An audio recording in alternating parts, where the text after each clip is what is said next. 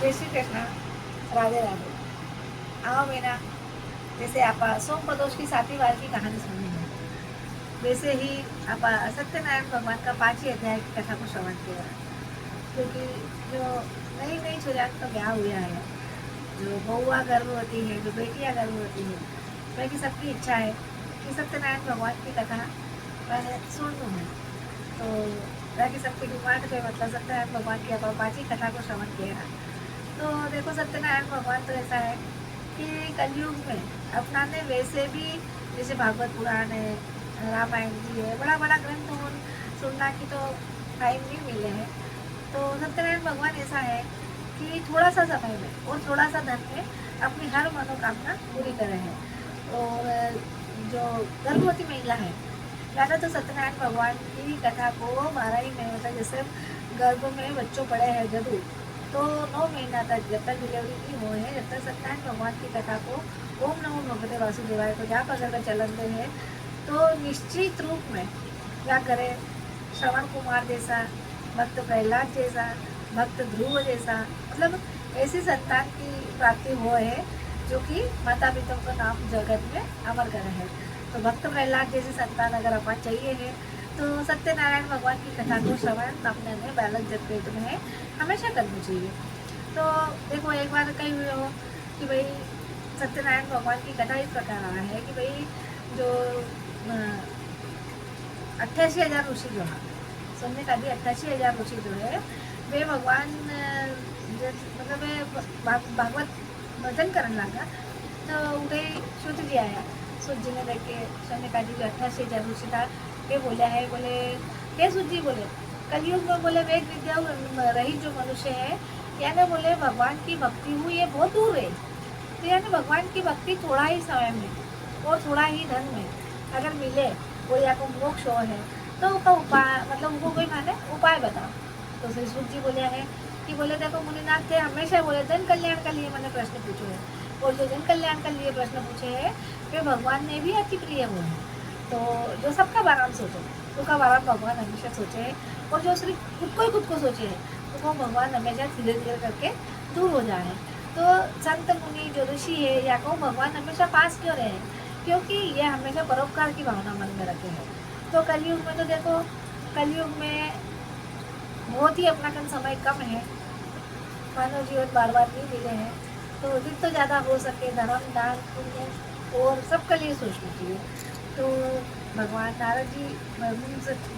सुध जी की है कि भगवान एक बार नारद जी भी मतलब नारद जी को कई काम है, सब दूर घूमता है, मृत्यु लोक में, स्वर्ग लोक में, पाताल लोक में। नारद जी हमेशा श्रीमन नारायण नारायण नारायण को जाप करता करता सभी लोग का मतलब सब लोक में घूमता है। मैंने कोई मतलब कोई नहीं रोक सके नारद जी ने।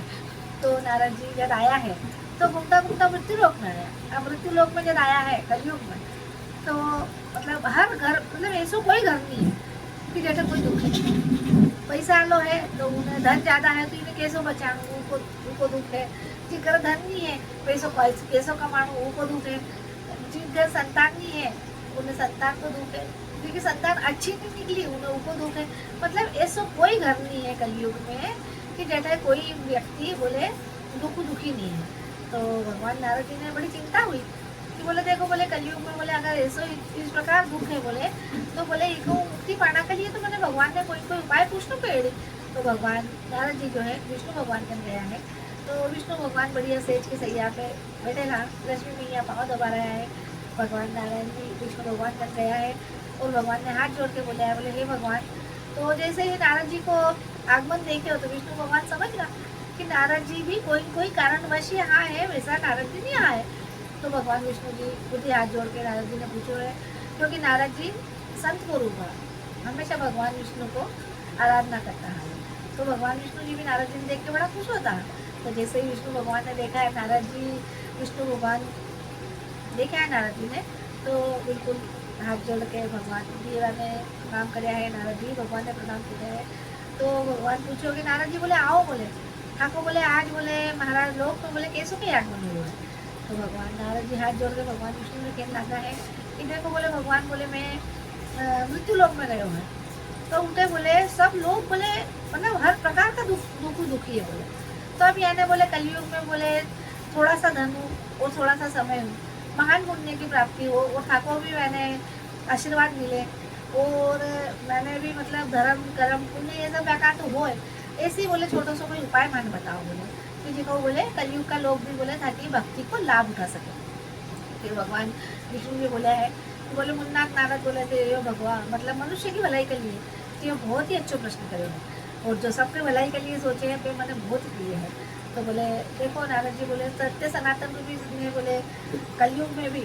मारो जो अवतार रही वो सत्यनारायण रूपी रही बोले, तो माँ दो ही लक्ष्मी नारायण रूप में बोले, दो ही का दो ही बोले माने जो भी आराधना कह रही यानी मैं निश्चित रूप में वह मनोकामना पूर्ण करा। मतलब कहीं अगर कोई चीज़ में अपनी अगर हार होती हो तो अगर उन्हें अपनाने विजय चाहिए है, तो विजय प्राप्ति के लिए, दरिद्रता को नाश करने के लिए, संतान सुख के लिए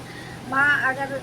पुन्नम को उपास करे हैं तो क्या पुन्नम पुत्रवंती अमावस धनवंती, वो माँ का बच्चा ने कभी कोई दुनिया की ताकत छू नहीं सके। तो बोले जो माँ ने संतान प्राप्ति चाहिए वो के लिए, तो बोले मारो पुन्नम को मतलब अगर वही थाने ऐसा नहीं है, सत्यनारायण भगवान को कोई नियम नहीं, जिस दिन थाने अच्छो लगे मन जीती मन में जितनी घड़ी आ जाएगी आज मन सत्यनारायण भगवान की पूजन करना है, तो उसी दिन था कोई भी किसी भी समय भले ही ब्राह्मण मिले तो बहुत ही अच्छी बात है, ब्राह्मण मिले तो ब्राह्मण ने बुला के केला का खंबा है, सत्यनारायण भगवान को गेहूँ को आटो सेक के उनको प्रसाद बनाना है, दूध दही या को सबको पंचामृत बनाना है, और भगवान के बहुत कम समय में भगवान ऐसा जो अपन पुण्य की प्राप्ति दे है। तो विष्णु भगवान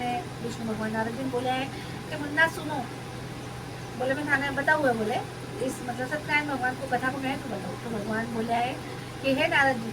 मुनिनाथ सुनो ये सत्य कथा सब काल ही होए महासुखदायी, बहुताप हरे और मनोरथ पूर्ण करे, सुख संपत्ति की अधिकारी,